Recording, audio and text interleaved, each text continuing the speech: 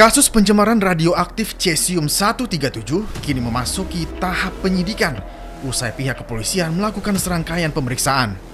Beberapa saksi diperiksa, sejumlah temuan diklaim ditemukan di lapangan. Namun kini, sumber pencemaran cesium-137 masih terus dicari. Dari sisi hukum, hari ini telah dinaikkan statusnya oleh penyidik Bareskrim dari penyelidikan menjadi penyidikan. Menelusuri kawasan industri modern Cikande, kami mendatangi sejumlah lokasi ditemukannya paparan radioaktif cesium-137.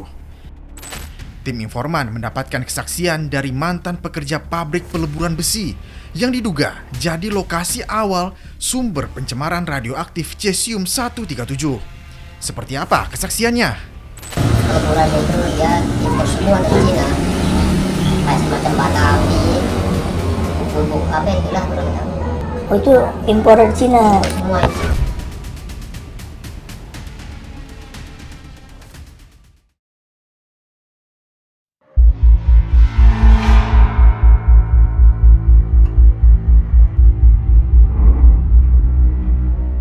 Budi bukan nama sebenarnya, benar-benar tak menyangka pegawai PT Peter Metal Teknologi atau PMT yang berlokasi di kawasan industri Cikande ini hari itu tiba-tiba harus melakukan pemeriksaan kesehatan di puskesmas. Pasca temuan adanya paparan radioaktif cesium-137 di lokasi PT PMT kawasan industri Cikande. 6 orang mantan karyawan PT PMT diperiksa.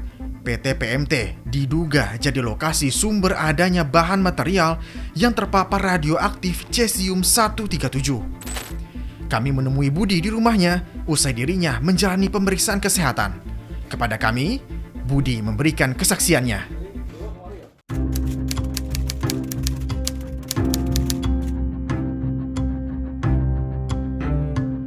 Peleburan, Apa tugasnya?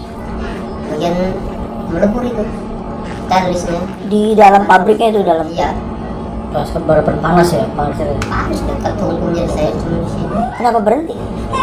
Belum tahu, Kurangan. Oh, pengurangan. bukan pengurangan, punya tutup aja pabriknya.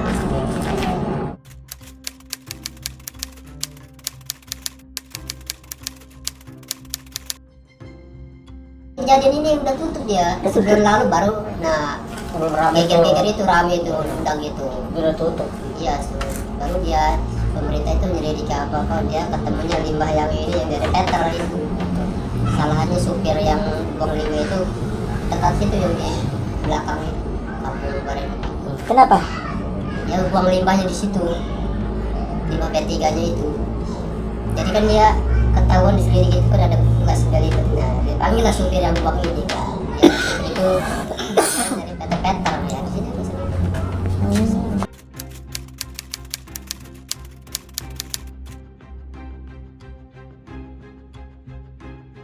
Peleburan itu ya impor semua dari Cina, kayak semacam bata api, bubuk apa itulah kurang tahu. Oh, itu impor dari Cina. Semua itu.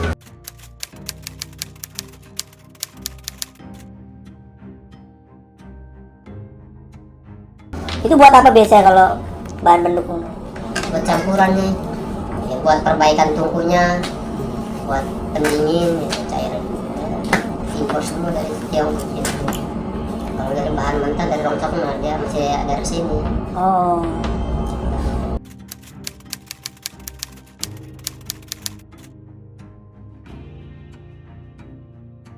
Mungkin dari limbahnya kali. Yang B3 itu emang B3-nya ada. B3 dari? Ya dari limbah-limbah bekas peleburannya itu, scrapnya itu. Kayak jadi kan scrapnya aja jadi kayak macam batunya gitu. Scrapnya ini.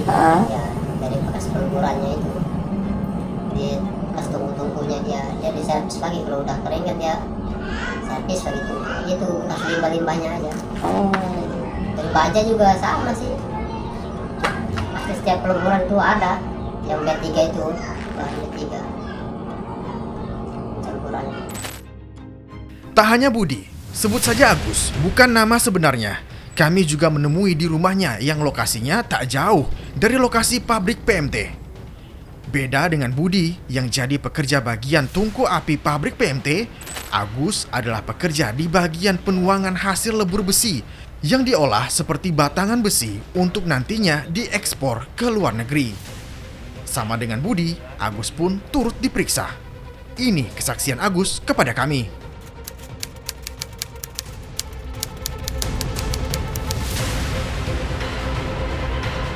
Perusahaannya masih berdirinya 2 tahun. Cuman karyawannya cuma 1,5 tahun. Itu perusahaan apa sih Pak sebenarnya? Itu perusahaan peleburan aluminium stainless. Bapak di situ berarti kerja di bagian Bagian nuang nuang. Oke, yang berhadapan dengan tungku dengan api. Ya, berhadapan dengan api tungku. Yang Bapak tahu itu peleburan bahan bakunya dari mana, Pak? Itu setahu saya sih peleburan itu setahunya bahannya dari Surabaya, dari Bogor, bilangnya gitu. Ada juga yang dari Semarang gitu. Kalau yang dari luar negeri? Kalau dari luar negeri mah nggak tahu saya. Masalah impor mah. Tapi ada. Ada kadang-kadang 2 kontainer gitu. Dari mana biasanya? Ya dari Cina, Tiongkok lah.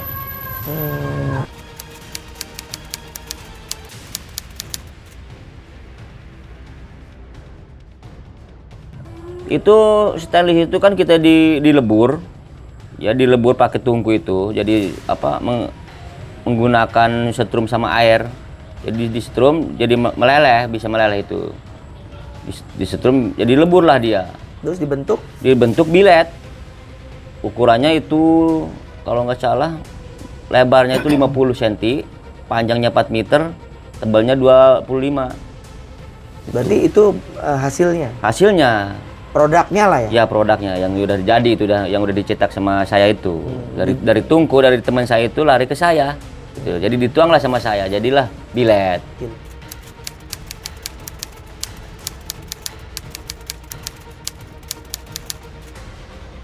Jadi istilahnya katanya karyawan Peter dipanggil lah diperiksa untuk diperiksa ke Puskesmas Cikande itu gitu doang. Untuk apa katanya? Ya katanya untuk apa itu nanya katanya untuk diperiksa kesehatan gitu itu doang di Puskesmas. Dicek semua? Dicek, diambil darah saya, diambil darah tuh sudah diambil darah itu udah gitu aja diperiksa semua di badan, bahkan ditelanjangin saya diperiksa sama itunya dokternya tuh semua kan nggak ada apa-apa katanya, biasa normal aja. Hasilnya apa? Ya hasilnya nggak tahu saya, belum ada hasil. Terus setelah dari puskesmas dikasih apa? Setelah di puskesmas itu ya kan dikasih obat saya. Obatnya nih. Obat apa namanya? Radiogardes nih. Dikasih ini obat. Dikasih obat ini. Terus jadi untuk diminum. Untuk diminum katanya sehari itu 9 butir. Adanya 63 butir ini obat itu. Wajib Selama 7 hari dihabisin ini obat. Diminumlah sama saya sampai habis obat nih. Ya biasa-biasa aja badan mah kayak gini aja, nggak ada efek samping, nggak ada apalah.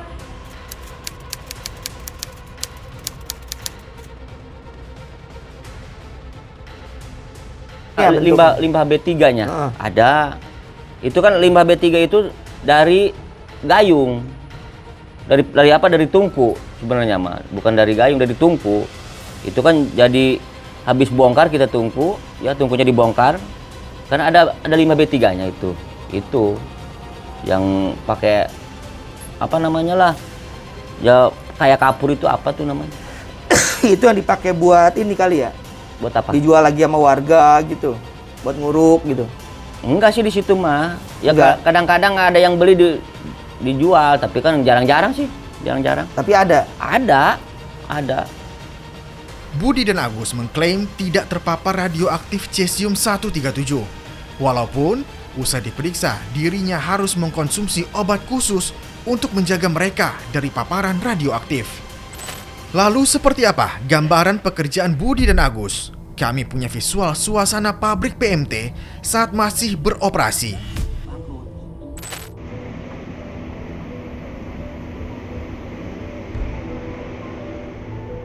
Dalam video tampak, aktivitas peleburan besi PT PMT memang menghasilkan limbah B3, seperti yang diceritakan Budi dan Agus. Limbah inilah yang diduga jadi sumber paparan radioaktif cesium-137 di kawasan Cikande.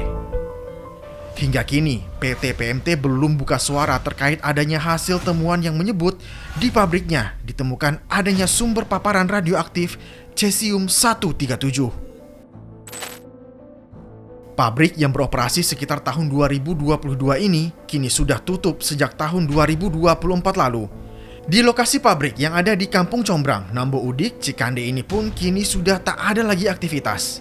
Kami coba cari tahu kepada warga sekitar pabrik terkait aktivitas produksi peleburan besi yang pernah dilakukan. Seperti itu. Itu yang ditemuin di pengepul-pengepul juga tuh? Ya, seperti itu. Itu hasil peleburan, Pak. Peleburan pabrik. Peleburan itu ada yang pabrik besi, ada pabrik di sini pabrik stainless. Pokoknya pabrik peleburan lah. Tuh. Dan di PMT ini banyak? Di PMT sebetulnya nggak begitu banyak, Pak.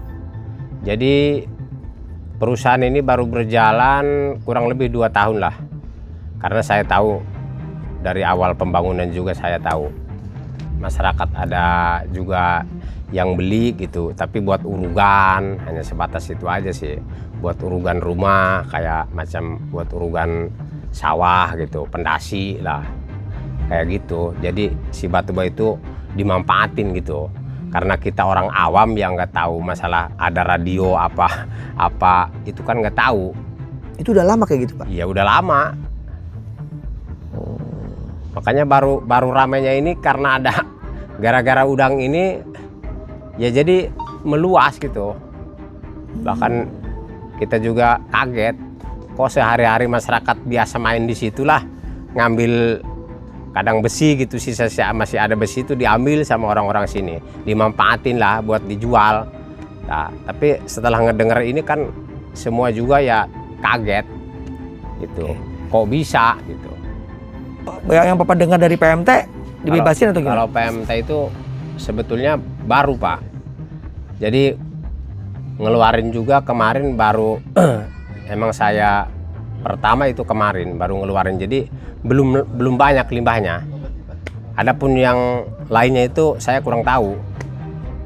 Ya artinya pernah teman saya minta di Sukarame itu, teman saya minta ke saya ngomong ke perusahaan dikasih. Nah itu aja sih. Sukarame apa, Pak? Desa. Yang mana itu yang ada titik pengepul? Sukatani. Yang pengepul itu? Ya di daerah Sukatani ada, di Barengkok itu. Bukan di TKP-nya, bukan ya? Enggak di TKP di sana. Oh itu TKP yang kemarin di... Iya. Oh itu minta ke Bapak? Iya kemungkinan di sana nyimpen, cuman saya kurang tahu. Lokasi pabrik PMT kini disegel Kementerian Lingkungan Hidup untuk kepentingan penyidikan. Temuan adanya paparan radioaktif cesium-137 di pabrik PT PMT memang ada. Perintah Pak Menteri, hari ini kita susuri lagi karena ada informasi tambahan. Ada satu lagi perusahaan yang akan kita cek karena ternyata ada hubungannya dengan salah satu perusahaan yang kami duga, ya belum dipastikan ya, tapi kami duga sebagai sumber kontaminasi. Setelah kita lakukan penelitian, pengecekan di beberapa titik, baik itu di lahan kosong maupun di perusahaan, mengarah ke satu lokasi, yaitu PT PMT. Ya, di sana. Perusahaan apa itu, Pak? Ya, perusahaan apa? Perusahaan peleburan besi. Ya, peleburan besi. Kalau yang 2 minggu lalu Bapak menemukan material radioaktif itu di tempat rongsokan, nah itu gimana, ternyata Pak? itu rongsokan itu ternyata buangan dari PT PMT. Oh oke. Jadi mereka tuh hanya nampung aja tuh. Jadi itu juga korban juga sebetulnya. Jarak dari BMS ke PMT? Sekitar 2 kilo. Ya. Jadi yang di sana hanya penampung bongkahan-bongkahan scrap ya dari PT PMT.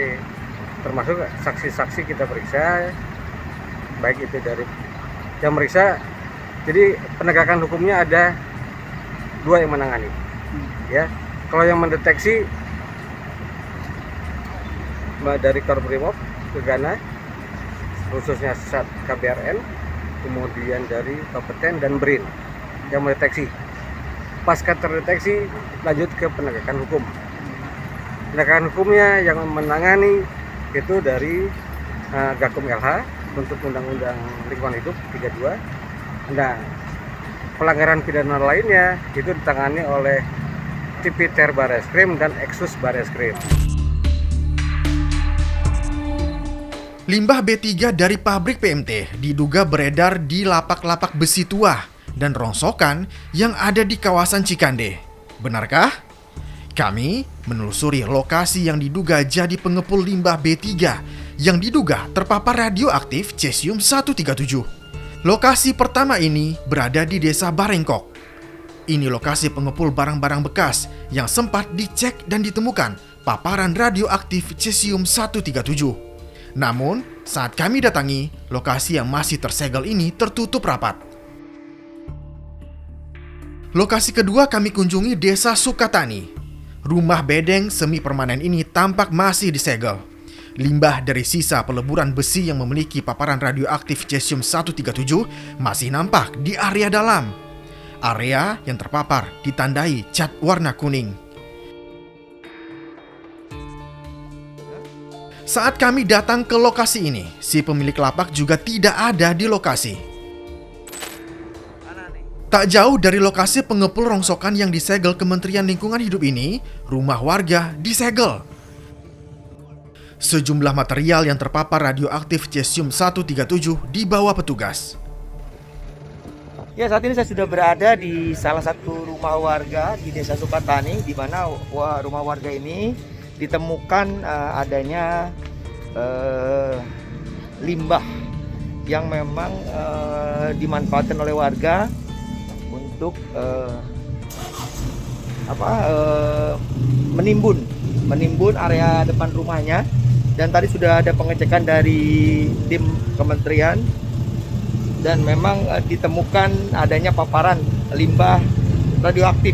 Saat ini limbah tersebut akan dibawa oleh petugas dan saat ini saya sedang memantau proses pengambilan barang-barang limbah berupa batu, serpian batu-batu seperti batu pasir gitu yang memang berada di depan rumah salah satu warga di Desa Sukatani ini. Kita akan menyaksikan seperti apa pengambilan limbah yang memang sudah terpapar radioaktif ini. Saya sudah bersama dengan petugas melakukan proses. Rukmawati, si pemilik rumah warga Desa Sukatani, rupanya resah. Ia juga kaget. Timbunan batu kerikil yang suaminya taburkan di area depan rumah ternyata memiliki kandungan paparan radioaktif cesium-137. Inilah penampakannya. Garis kuning mirip garis polisi terbentang, menandakan lokasi dilarang untuk dilintasi. Stiker besar dipasang, menandakan lokasi terkena paparan radioaktif cesium-137. Rukmawati menunjukkan ke kami bebatuan yang diduga limbah B3 yang terpapar radioaktif cesium-137 yang belum terangkat petugas. Tadinya kan pelataran itu kan becek ya Pak, banyak airnya, air tergenang, jadi ada buangan itu, jadi minta untuk diuruk supaya tidak becek. Oh, ya. Minta ke siapa? Nggak tahu sih, kurang tahu juga ya, teman suami ya, kan ada yang ngebuang tuh, terus mintalah puingnya untuk nguruk depan rumah itu supaya tidak becek gitu. Nggak tahu dari mananya mah. Oke, nah boleh ditunjukin titik-titiknya Bu mungkin? Oh boleh. Nah, tapi nggak apa-apa nih Bu ya, saya. Gak asal apa-apa. Jangan nginjak yang tanda-tanda itu ya? Iya, ini kan tadi ada pihak yang dari itu juga untuk ngebuangin ini nih. Yang udah ditandainya itu kan udah dibuangin seperti ini. Oke, terus coba-coba yang mana sih Bu yang tandain itu yang mana nih, contohnya? Yang seperti ini. Ini yang ini. Nah, iya. Ini ada apanya? Katanya ada radioaktifnya. Oh. Terus mana yang udah dibuangin? Nih, yang ini. Sebelah sini juga. Oh, itu. Iya, ini. Itu juga. Ini rumah Ibu ini? Iya. Berantakan rumahnya juga. Ini juga. Ini udah dibuangin ya? Iya, udah dibuangin tadi, udah ada yang angkut juga. Mana lagi? Ini. Oh ini. Emang mereka itu mengeceknya pakai apa, Bu? Pakai alat Dari kementerian atau apa? dari pihak LH. Kementerian Lingkungan Hidup. Iya. Gimana prosesnya waktu pas datang ke sini awal? Ya dia berusaha untuk ngecek gitu. Saya juga kurang tahu ya. Pakai alat gitu. Terus jadi kalau ada radioaktifnya dia itu bunyi. Merah. Bunyi gitu. Terus warga dihimbau untuk? Ya untuk tidak melintasi yang ada Tanda-tanda tandanya itu. Iya, jadi untuk sementara tidak melintasi dulu. Ngeromas ini juga ya ngerasa terganggu juga sih Pak ya sebenarnya mah. Saya kan nggak tahu kalau ini bahan berbahaya. Oke. Kalau tahu kan nggak mungkin lah naro puing di sini gitu. Jadi Ibu juga nggak tahu Iya. bantuan dari pemerintah? Belum ada. Jadi nggak ada apa-apa lagi? Kan tadinya mah katanya ada dari pihak kesehatan ya, mau ke sini, mau dicek kesehatan, tapi sampai sekarang belum ada juga. Nggak ada juga? Belum ada. Jadi Ibu pengennya apa nih sekarang kira-kira? Kan ini sudah ada tanda bahwa rumah Ibu terpapar radiasi. Iya kan saya juga ngerasa ini ya, jadi minta inilah, maksudnya apa sih, minta kemurahan hatinya lah untuk mendapatkan bantuan apa, seperti apa gitu. Soalnya kita juga nggak bisa kemana-mana. Hingga kini, kasus pencemaran radioaktif cesium-137 sudah masuk ke tahap penyidikan usai pihak kepolisian melakukan serangkaian pemeriksaan. Namun hingga kini, sumber utama pencemaran cesium-137 masih misterius. Langkah terbaru kita lakukan, harapan kita akan segera menyelesaikan masalah ini secepatnya sehingga memberikan aman dan kepastian terkait dengan penyelesaian kasus ini. Dari sisi hukum, hari ini telah dinaikkan statusnya oleh penyidik Bareskrim dari penyelidikan menjadi penyidikan. Namun demikian upaya penelusuran terhadap sumber cesium-137 terus dilakukan dengan masif dari dua sisi. Dari sisi importasi scrap baja dan besi maupun dari kemungkinan kebocoran pelimbahan penggunaan cesium-137 untuk kepentingan komersial. Dua sisi ini sedang didalami oleh Bareskrim dengan sangat serius. Mudah-mudahan dalam waktu yang tidak terlalu lama, maka segala kemungkinan bisa dilakukan penilaian dengan cermat. Selanjutnya dari sisi regulasi, momentum ini menjadikan titik balik memperbaiki segala regulasi yang diperlukan di dalam rangka pengetatan potensi-potensi terjadinya radiasi, bahaya kembali radiasi dari radionuklir maupun sejenisnya di Republik ini. Semua unsur telah kita lakukan review, semua kebijakan kita sedang susun akan memperkuat kebijakan yang telah ada. Hari ini Kementerian Lingkungan Hidup telah menghentikan importasi scrap plastik dan scrap baja dan besi. Kementerian Perdagangan juga telah mengikutinya dengan menghentikan importasi scrap besi dan baja sampai ada penyelesaian penataan tata laksana di industrinya maupun di portal masuknya. Setelah itu baru kita berikan rekomendasi lagi. Kementerian Lingkungan Hidup menyebutkan ada 10 titik di Cikande tercemar zat radioaktif cesium-137. Hasil penelusuran sementara menyebut cesium-137 yang lazim digunakan pada peralatan ukur industri ditemukan tercecer dalam material bekas yang diduga akibat pengelolaan limbah yang tidak sesuai dengan prosedur. Temuan ini menunjukkan bahwa ancaman radiasi tidak hanya datang dari reaktor nuklir, tetapi juga dari non-reaktor yang lalai mengelola sumber radioaktif.